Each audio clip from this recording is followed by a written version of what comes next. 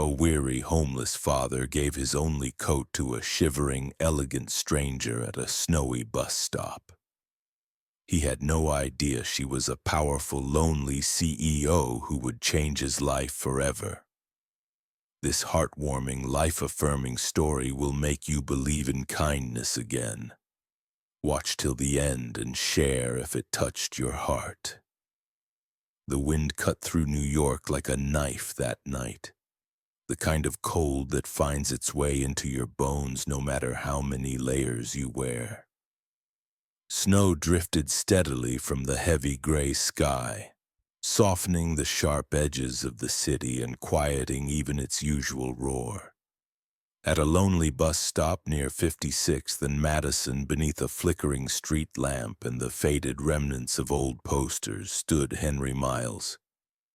He was hunched in a threadbare olive coat, one that had seen better decades, clutching a worn manila folder close to his chest like a lifeline. Inside were 5 resumes, and with them 5 silent rejections. Henry was 46, once a respected construction engineer, now a man worn by time, grief, and hard roads, a widower, a father, for now homeless. That thought landed like a weight of bricks, heavier than the snow piling quietly at his boots. The red neon pharmacy sign across the street blinked 8:41 p.m. The bus was late.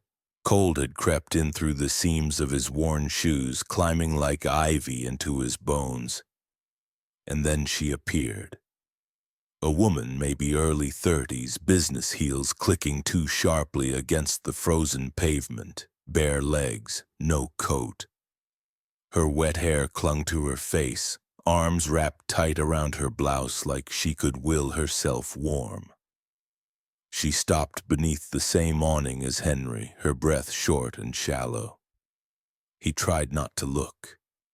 She was too put together, too out of place, maybe heading home from a holiday party, but the way she shivered, real shivering, not the kind you fake, made it impossible to ignore. The wind howled through the alley and she winced, curling in tighter. Henry's coat wasn't much. It smelled faintly of old soap and stronger of the coffee he'd sipped at the shelter that morning. But it was something. He could keep it, stay silent, let the world pass by like so many others had. But he didn't. Without a word, he shrugged it off. The cold bit immediately into his arms, but he stepped toward her and held it out. Startled, she said, "You don't have to do that." Henry gave a tired smile, the kind you give when you've lost more than you ever thought you could. "I've already lost enough today," he said quietly. "This coat, it's the only thing I've got left to give." She hesitated, eyes searching his face. "But you need it more than I do." Still, Henry gently draped the coat over her shoulders. It swallowed her frame, too big and worn but warm, startlingly warm. She stiffened, then slowly pulled it tighter, her fingers gripping the frayed edges like they were something sacred. "Thank you," she whispered. Henry just nodded, folding his arms to trap what heat he had left. They stood like that, 2 strangers in the snowbound quiet, neither speaking, both wrapped in their own thoughts. The wind carried with it the scent of roasted chestnuts from a cart 2 blocks away, though the vendor had long since packed up. City sounds were muffled under the weight of snow, replaced by silence that was strangely peaceful. After a while, the woman turned to him. "What's your name?" "Henry," he said. "I'm Claire." He nodded again. "Nice to meet you, Claire. You shouldn't have given me your jacket." He gave a faint smile, the kind that held stories behind it. "Probably not," he said, "but I couldn't just let you freeze." Then came the low rumble of the approaching bus, its headlights cutting through the snowfall like 2 sleepy eyes. As it pulled up, Claire stepped toward the curb, then turned back. "Do you have somewhere to go?" Henry's reply was a shrug and a soft "somewhere." She reached into her sleek leather purse and pulled out a small card. "In case you ever need anything," she said. He accepted it politely and tucked it into his folder, not even glancing at it. He'd been handed cards before. Kind words, empty gestures. Most people said things they didn't mean.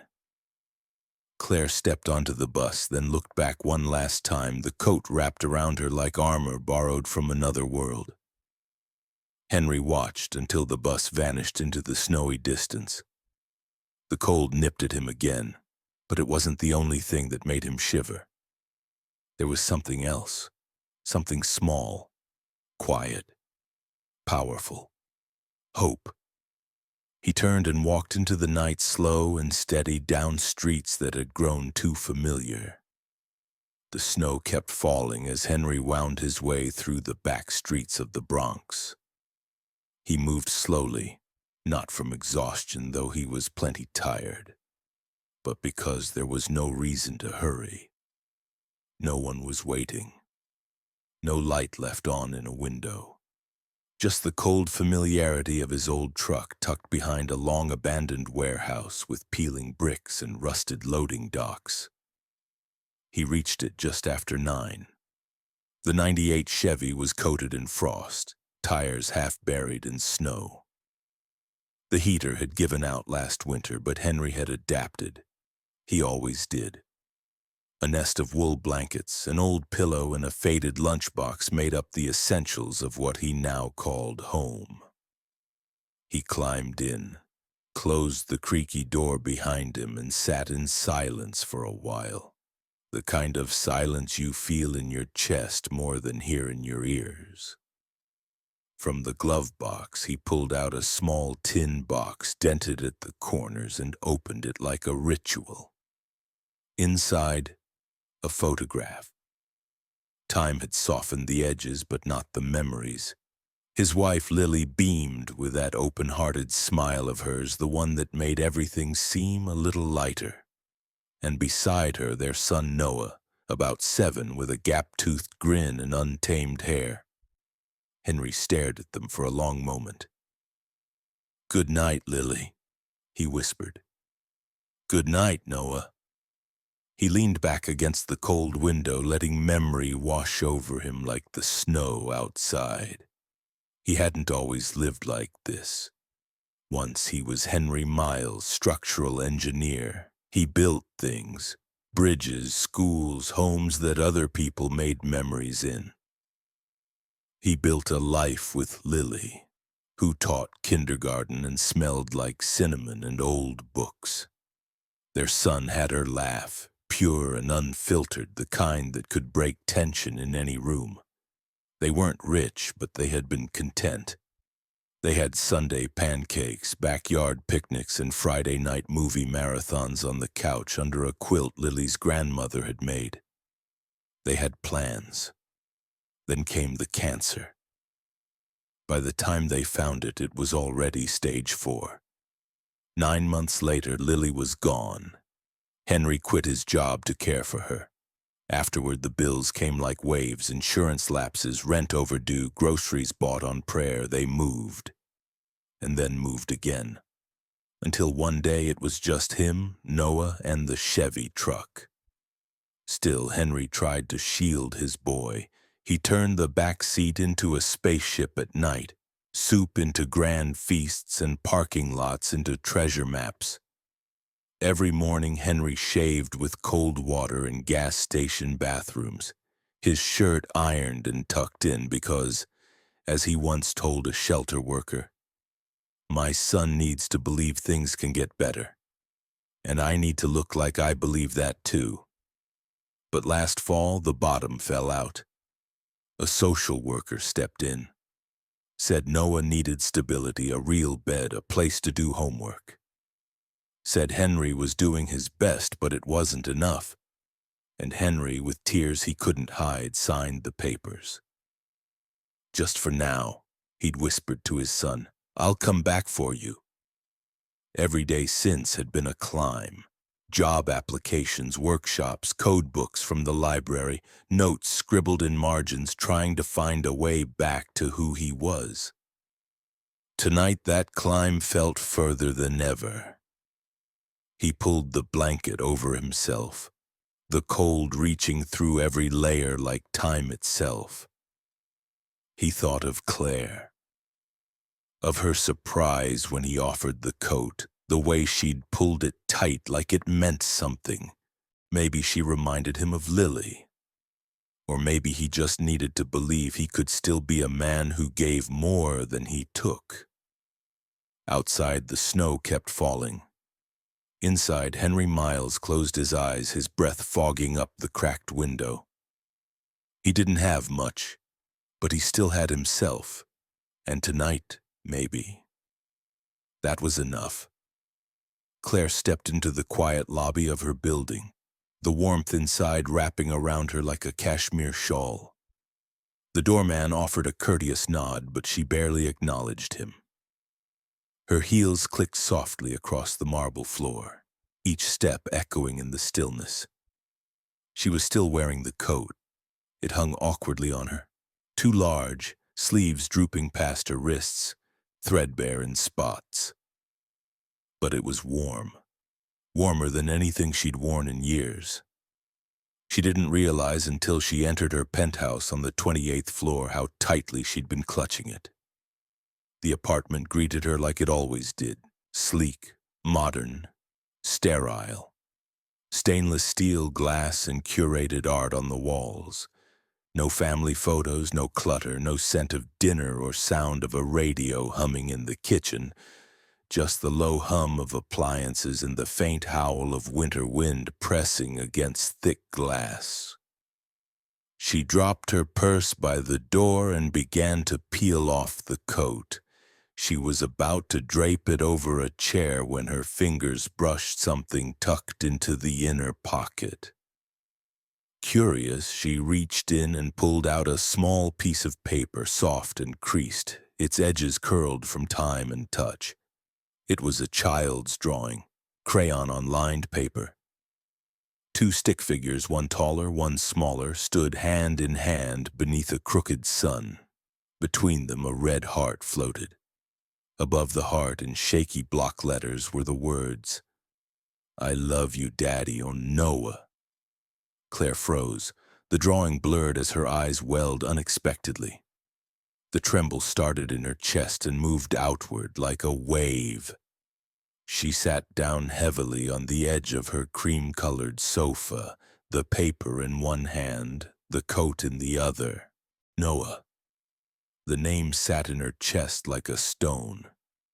She thought of Henry at the bus stop, the way he held that folder like it contained the last of something precious, the sadness in his voice, the weight in his eyes. It all made sense now. He hadn't just given away a coat.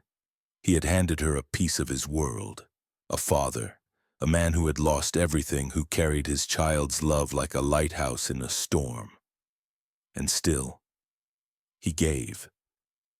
Claire looked around her apartment, spotless, expensive, empty. She used to dream of this life, the view, the accolades, the power. She had clawed her way out of the foster system with grit and brilliance, worked through college on scholarships and cold coffee, and built Infinity Group from a basement office to a tech empire on the East Coast.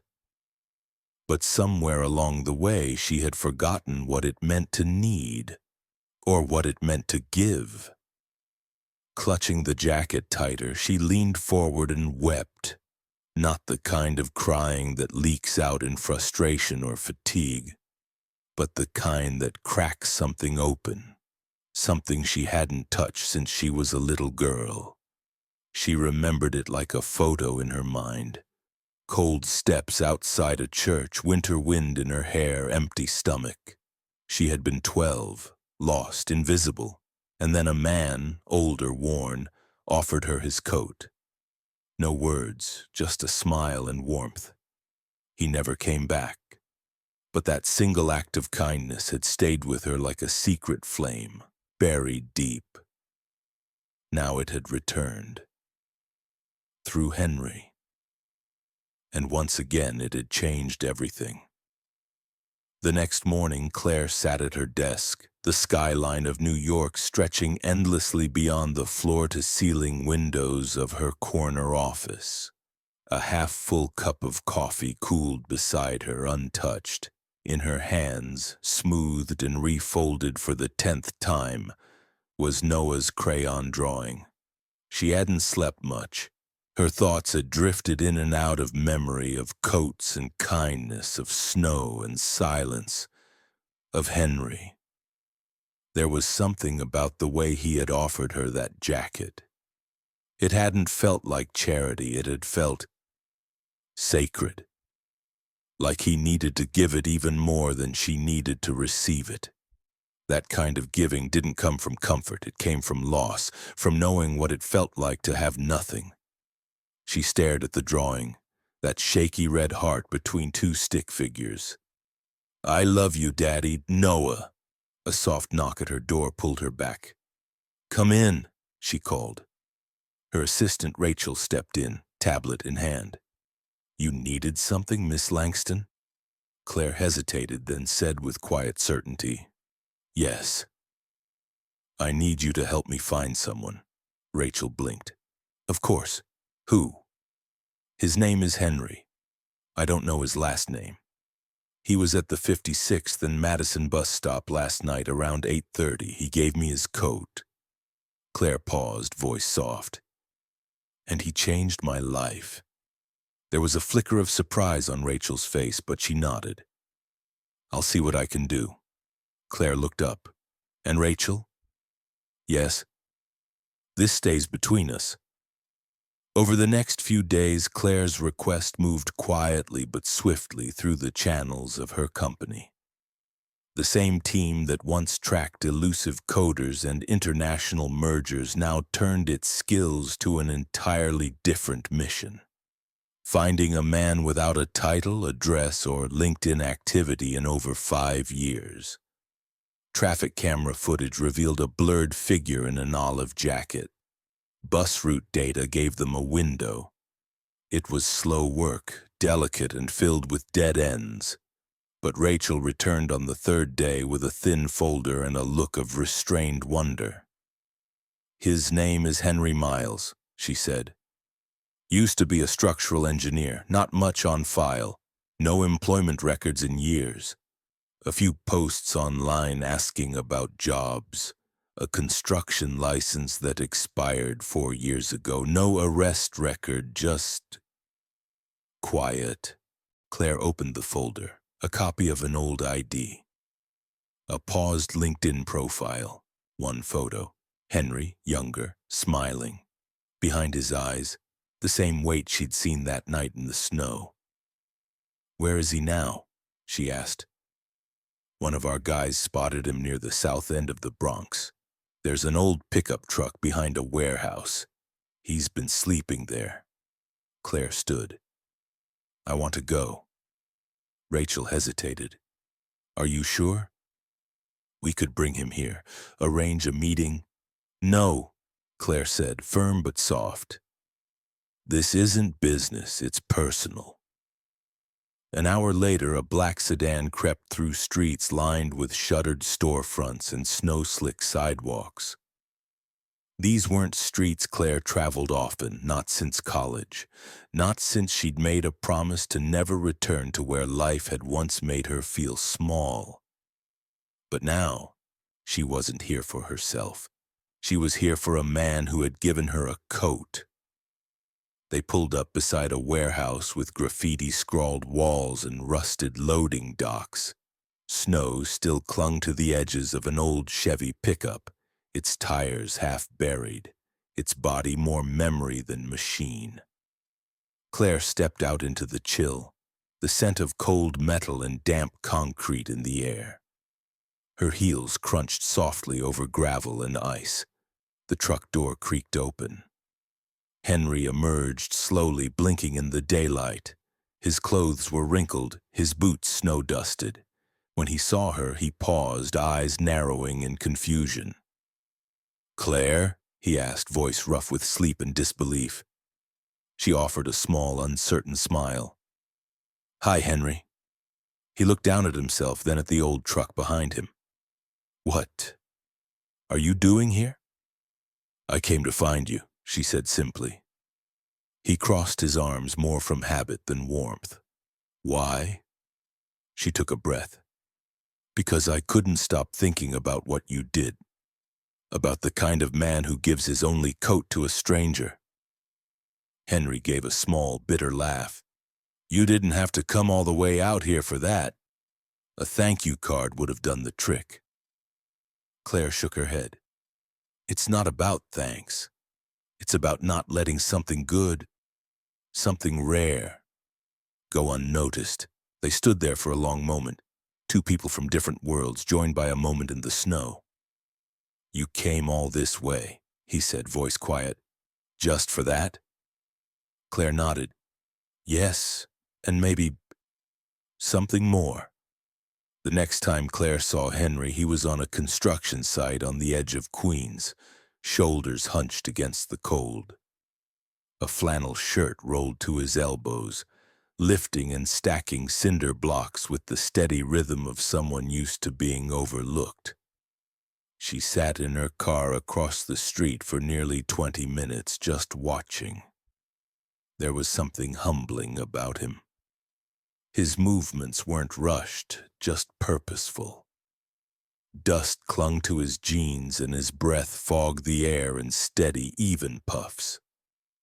When his break finally came, Henry sat on a low concrete wall, sipping from a plastic water bottle. Claire stepped out of her car, a paper coffee cup in hand. He looked up. Recognition flickered, followed by surprise. Claire? She smiled, small but genuine. Hi again. He stood quickly, brushing dust from his pants. What are you doing here? She handed him the cup. Thought you might like something warm? He took it, hesitating just a second too long. His eyes searched hers. You really didn't have to. I know, she said softly, but I wanted to. They stood quietly for a moment, the wind rustling through steel beams nearby. Then she added, Would you come with me? Just for a bit. I want to show you something. Henry looked down at his worn work boots, then toward the foreman. I've still got a few hours on shift. I already spoke to him, Claire replied. Told him you had an interview. He blinked. I don't have an interview. You do now. He let out a dry laugh, more confused than amused, but nodded. All right, let's see what this is about. They drove downtown, neither speaking much, the silence between them gentle rather than strained. Henry fidgeted once, self-conscious in his dusty clothes, but Claire didn't seem to notice. The car pulled up in front of Infinity Group's headquarters, a gleaming building of glass and steel that rose like a cathedral of ambition against the city skyline. Henry hesitated as they stepped into the lobby. His boots squeaked against the marble floor. The people in suits barely glanced his way, but he could feel the space swallow him. I don't belong here, he murmured under his breath. Claire turned to him, calm and steady. Just come upstairs. In a quiet conference room overlooking the skyline, she gestured for him to sit. Sunlight streamed in, catching the dust on his jacket. He cleared his throat. So, what's all this about? He asked. Returning the coat? Claire shook her head. Number, that's mine now, she said with a small smile. I'm keeping it. Henry raised an eyebrow. All right? She leaned forward, resting her hands on the table. I didn't come to thank you, Henry. I came because you reminded me of something I forgot. A version of myself buried under boardrooms and deadlines. She slid a folder across the table. Inside, a contract, a job offer. Henry blinked at it, uncertain. It's a new position, she explained.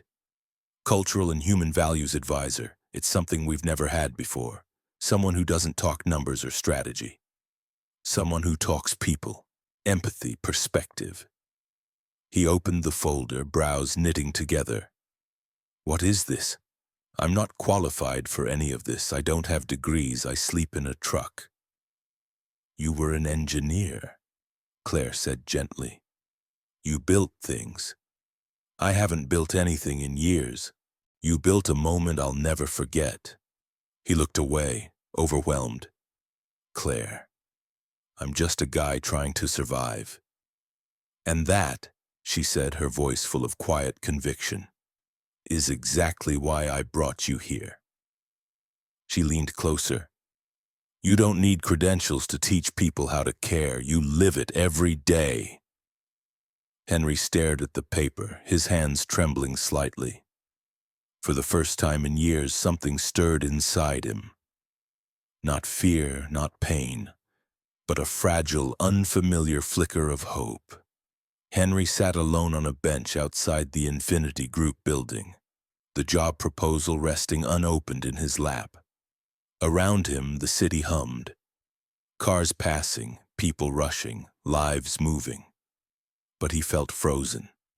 His fingers traced the edges of the folder as doubts crowded in, louder than the traffic. You'll mess it up. She's just being kind. Out of guilt, this isn't for people like you. It's too good to be true. He had spent years learning to guard himself against kindness dressed as pity. Offers that didn't last, promises that faded. So he sat still, staring down at the proposal like it was a trap wrapped in warmth. He didn't even notice Claire until she quietly sat down beside him. You haven't opened it, she said gently. Henry gave a short, dry chuckle. Didn't think I needed to. I already know how this ends. Claire tilted her head. How? He shrugged. Someone like me doesn't end up in a place like this. You don't build a company like yours by hiring people who sleep in trucks. She didn't answer right away. Just looked ahead toward the street. The sun was beginning to dip, casting everything in a golden hue. You think I made you an offer out of pity? She asked finally. I think, he started, then stopped. I think I don't belong in your world. Claire stood and turned to him. Come with me, she said, just for an hour. Henry hesitated. Claire, no suits, no meetings, just trust me. Against every instinct he'd sharpened to survive, he stood. He followed. They drove for half an hour, away from the marble floors and glass towers, past the offices and boutiques, into a quieter part of town. The kind of neighborhood with cracked sidewalks, faded murals, and children playing in jackets 2 sizes too big. Finally, they pulled up in front of a modest red brick building with a faded green awning that read on Thomas's Place, a safe space for every child. Claire turned off the car. Come on. Inside, the walls were painted with handprints and rainbows. The air smelled faintly of crayons, peanut butter, and warm bread. Somewhere down the hall, a child's laughter echoed, a bright, uninhibited kind of joy that Henry hadn't heard in years. She led him past a reading nook, a playroom, a kitchen where volunteers were prepping snacks. This place, Claire said quietly, was named after the man who saved me. Henry looked at her. I grew up in the system, she said, foster homes, some kind, some not. One night I ran away. I was 12. It was snowing. I curled up outside a church and just waited. Her voice caught. She didn't apologize. He found me. His name was Thomas. He was older, weathered, wore a coat with one button missing. He sat beside me all night, wrapped that coat around my shoulders, said one thing, You're gonna be okay, sweetheart. Henry didn't speak. Couldn't. I never saw him again, but that moment, it stuck. Someone, a stranger, looked at me like I mattered. She paused, then faced Henry fully. Last week, someone else gave me a coat. Didn't know who I was, didn't ask for anything. Just gave. Her eyes glistened. You reminded me of him. Not because of what you gave, but because of who you are. They stood in silence. Around them kids played. A volunteer tied a shoelace. A little girl read aloud to herself in the corner. It was simple. It was beautiful. It was real. Claire touched Henry's arm, grounding him. I don't need you to fit into a boardroom, Henry. I need you to remind people of this. What it means to care. What it means to show up. Henry's eyes were wet now. He didn't bother to wipe them. He looked around, at the kids, at the walls, at Claire, and then nodded. Not for the job, not for the salary, but because something inside him whispered that maybe, just maybe, he still mattered. Henry's first day at Infinity Group didn't start with a ribbon cutting or a press release. There was no memo, no welcome breakfast, no speeches piped over the intercom. Instead, he was shown to a small glass-walled conference room on the 5th floor. Inside sat a handful of department heads, most in suits, coffee cups in hand. Polite, curious, skeptical. Claire stood beside him as he entered and offered the simplest introduction. This is Henry Miles, she said. He's here to help us build something more meaningful than just profit. The room shifted with uncomfortable glances, a few nods, a few raised brows. One whispered, "He's the coat guy," just loud enough to be heard.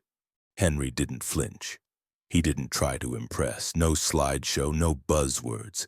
He just sat down, folded his hands, and told his story. Not the dramatic version, not the pull at your heartstrings version, just pieces, real ones. He spoke of losing Lily, of watching life narrow down to a truck parked behind a warehouse, of mornings spent making a packed lunch from a food bank sandwich so his son wouldn't feel different at school, of shaving in gas station mirrors, of being tired but needing to believe, for Noah, that things could still get better. At first, they listened out of obligation. By the end of the hour, they were leaning forward. He asked no one to pity him. He didn't want sympathy. He just asked a few quiet questions. When's the last time you looked someone in the eye and asked how they were, and waited for the real answer? Do you know the name of the janitor who empties your trash can? What would you do if you saw someone crying in the break room? He didn't come with credentials. He came with empathy. And slowly, without even trying, things began to change. By the end of his first week, interns were drifting into his tiny office with half-eaten bagels and nervous questions. A young developer who hadn't spoken in meetings in months sat down one afternoon and stayed for an hour, just talking. One mid-level manager showed up in tears, overwhelmed and exhausted. Henry didn't give advice, he just listened, then quietly said, "You're not broken. You're just tired. You've been carrying too much without anyone helping you carry it." That line ended up written in marker on whiteboards, printed on mugs, whispered between co-workers when someone looked like they were struggling. Claire watched it happen from her corner office. The way the atmosphere shifted. The way people lingered in the halls just a little longer to laugh or check in. Productivity rose, but not from pressure, from presence, from people finally feeling seen. Eventually, Henry was given a space of his own, a small office down the hall from HR. Nothing fancy. Second-hand furniture, a couple of potted plants, a bulletin board pinned with handwritten quotes and sketches from employees. Someone donated a Keurig, someone else brought in a tiny radio that played nothing but soft jazz and old country. On the windowsill sat a tiny framed photo of Noah.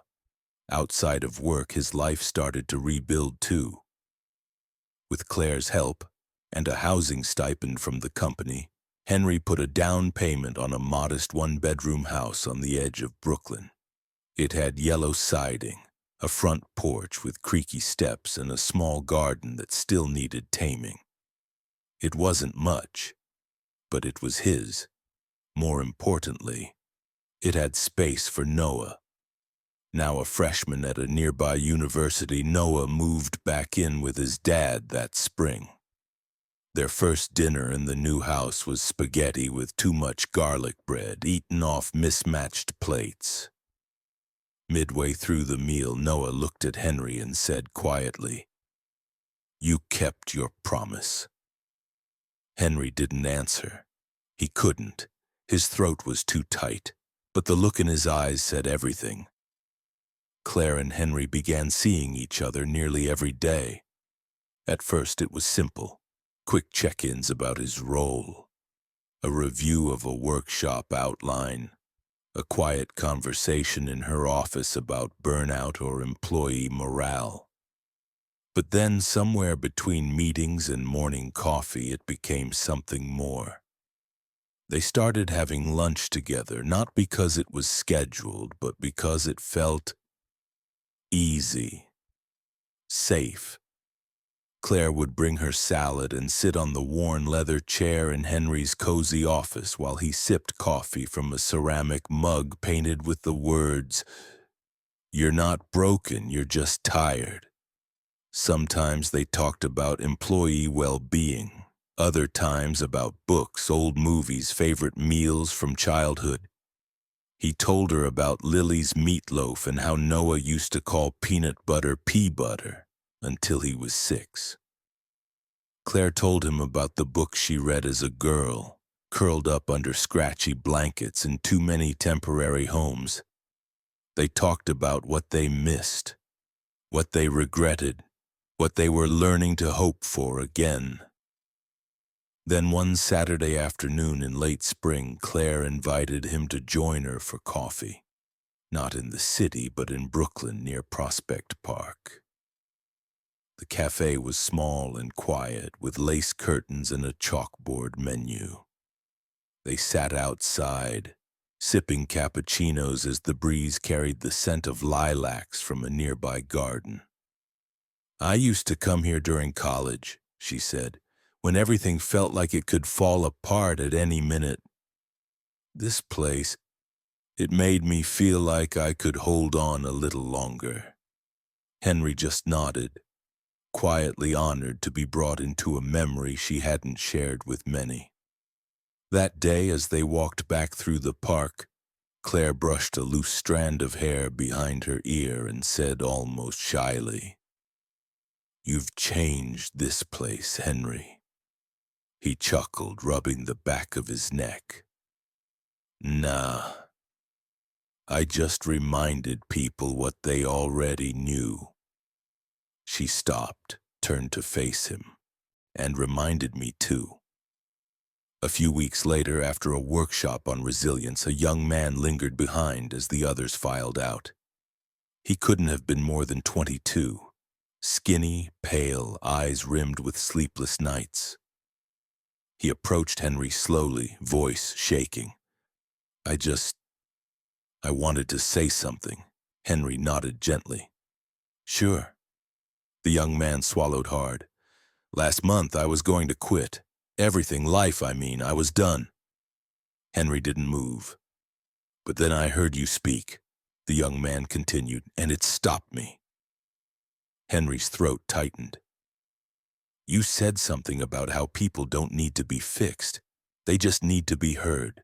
No one ever said that to me before. It felt like someone finally saw me." There was a beat of stillness. Henry stepped forward and placed a hand on the young man's shoulder. "I'm really glad you're still here," he said, his voice a whisper of sincerity. After the young man left, Henry sat alone in his office, the echo of those words filling the space around him. Once he had wondered if he would ever matter again. Now he had his answer. Then came the day that marked something new. The atrium of Infinity Group looked different. Gone were the high-tech displays and quarterly success banners.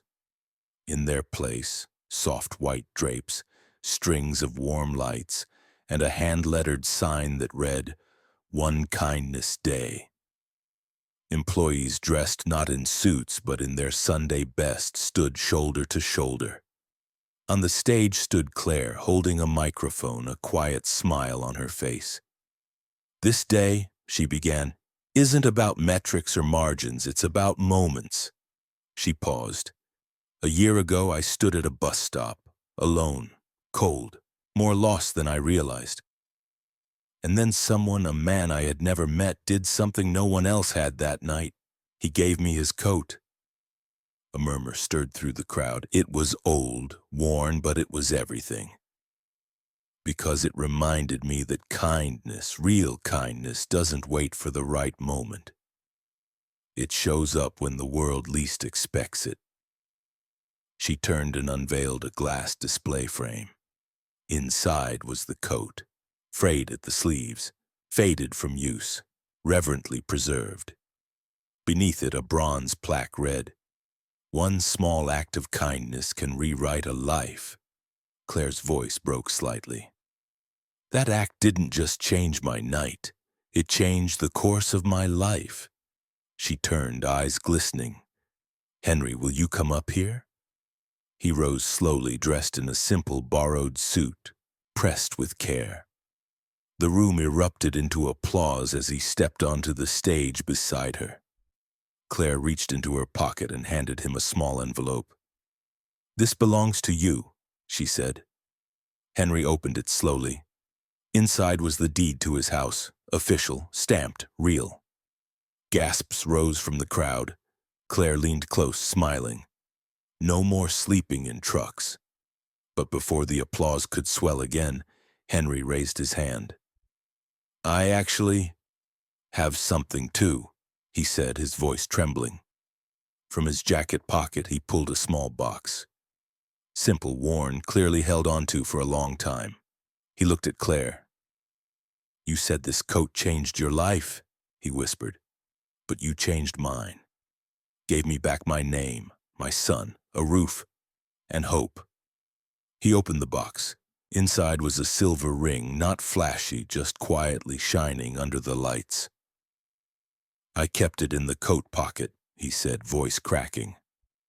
"Because if there's anything more valuable than that coat, it's you." Claire stared at him, eyes wide, tears slipping down her cheeks. "Claire Langston," Henry said, "and will you marry me?" The room held its breath. Then Claire laughed, a soft, joyful sound, and nodded through tears. "Yes," she whispered, "of course, yes." The crowd rose in a standing ovation as confetti floated down and music swelled. 1 month later, under a sky brushed with gold and lavender, Claire and Henry were married at Thomas's place. Not a ballroom, not a rooftop venue. Just a red brick building with a weathered awning and a courtyard that smelled of wildflowers and warm bread. It was where her story began, and now, where their story would continue. There were no crystal chandeliers, no celebrity guest list. The folding chairs didn't match. The flowers were handmade by the children, paper tulips and sunflowers taped to popsicle stick stems. The cake was baked by an intern from Henry's mentorship program, lopsided and glazed with too much frosting. And it was perfect. Claire wore a simple ivory dress, her hair loose around her shoulders. She looked radiant, not because of the fabric or the lighting, but because she was completely, utterly present. Henry stood tall beside her in the same suit he had worn the day of the proposal, the lapels freshly pressed. His tie was slightly crooked, Noah's handiwork. Noah, now taller than his father, stood beside him as best man. He had grown into his voice, his confidence, and when he hugged Henry before the ceremony, he whispered, "You're the best man I've ever known." The guests were volunteers, co-workers, shelter staff, and dozens of young employees who once sat in Henry's tiny office with too much on their minds and nowhere to place it. They all came because this wasn't just a wedding. It was a moment of belonging. During the ceremony, Claire held Henry's hands and looked into his eyes. "Once, you gave me a coat," she said. "Tonight I give you my whole life." Her voice carried across the courtyard like a hymn. Henry tried to answer, but the lump in his throat was too big. He just nodded, smiling through tears as the crowd, many already dabbing at their eyes, let out a soft, collective sigh. When they were pronounced husband and wife, cheers erupted. Not polite applause, but real, full-throated joy. Children ran barefoot across the courtyard. Volunteers passed around lemonade and slices of peach pie. Someone played a fiddle. Someone else strummed an old guitar, and for a while there was nothing but light. Later, as the sun dipped low and fairy lights began to glow, someone snapped a photo that would quietly make its way around the internet. Claire and Henry standing beneath the wooden sign that read Thomas's Place, her head on his shoulder, his arm around her waist. And beside them on a little easel stood the coat, still worn, still frayed, but now preserved behind glass like something sacred. It was a photo that would come to symbolize second chances, not just for Henry, not just for Claire, but for all of us. Because their story reminded people that love doesn't come wrapped in perfection. It comes wrapped in presence, in small acts of courage, in coats offered without asking for anything in return. Today, if you walk into the lobby of Infinity Group, you'll find that same photo displayed beneath a plaque that reads, "Kindness doesn't require wealth, title, or timing, just heart." Henry still works there. His office still smells like coffee and cinnamon. There's always a new sticky note on the wall with someone's favorite quote. Claire runs the company with the same brilliance, but now with warmth she once forgot she had. And every evening they return to their house in Brooklyn, with the creaky porch, the garden they're still trying to tame, and a kitchen where the window always steams up when Henry makes his famous Sunday chili. Sometimes they sit side by side on the porch swing, wrapped in a blanket, sipping tea as the seasons shift around them. And if you listen closely in those quiet golden hours, you might just hear it, the soft, steady beat of two hearts that found their way back to one another, not through chance, but through kindness,